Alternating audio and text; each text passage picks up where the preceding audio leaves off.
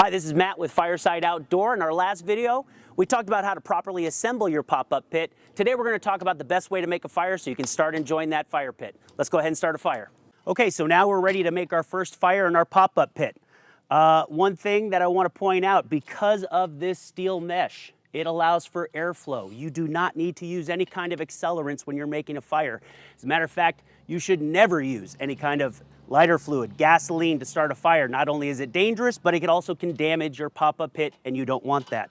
So when we're starting this fire, this is how we recommend to do it. Simply are going to make a base with two bigger pieces of wood. All you need is some paper. This is going to light very quickly. And then we recommend that you simply just crisscross your wood. So we're going to start off with some kindling. And all we're doing is crisscrossing it by threes. Once we get that stacked up, that should be enough right there. I'm going to go ahead and center it in the middle of the table because we don't want to have this fall off while we got a fire going. And by the way, I just want to point out, we're on top of a plastic table, and I'm not worried about this burning at all. We have a heat shield under here. This is going to be air temperature underneath this, so it will damage nothing that you put this on top of. You could put this on your grass, you could put this on your wood deck, you could put it on your cool decking. Nothing's going to be damaged underneath here. So all we're going to do is we're going to light this paper.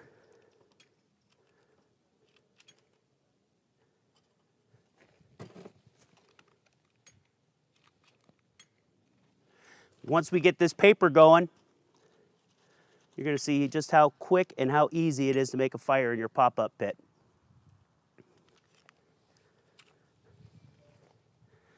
The wood is already starting to go.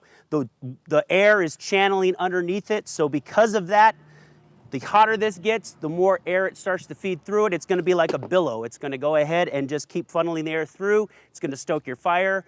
It's going to have it going in no time.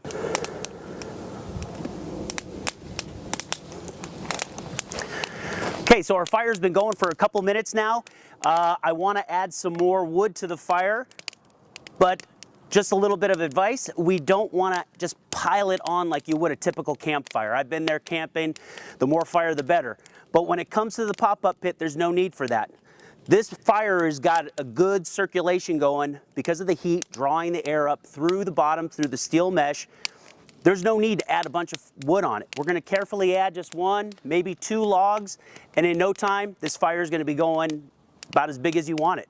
If we put too much wood on the fire all at once, it's very likely you're going to get a fire that's bigger than what you're expecting.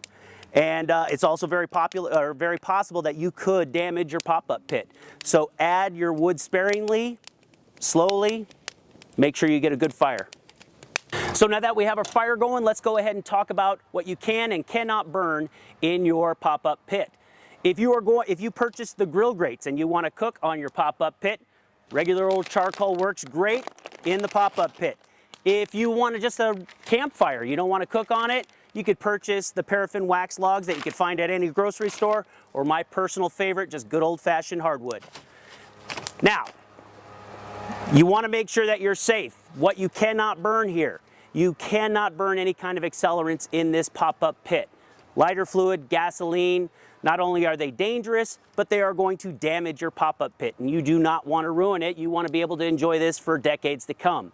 If you have any other questions about what you can and cannot burn in the pop-up pit, please give us a call or visit our website at firesideoutdoor.com. Thank you.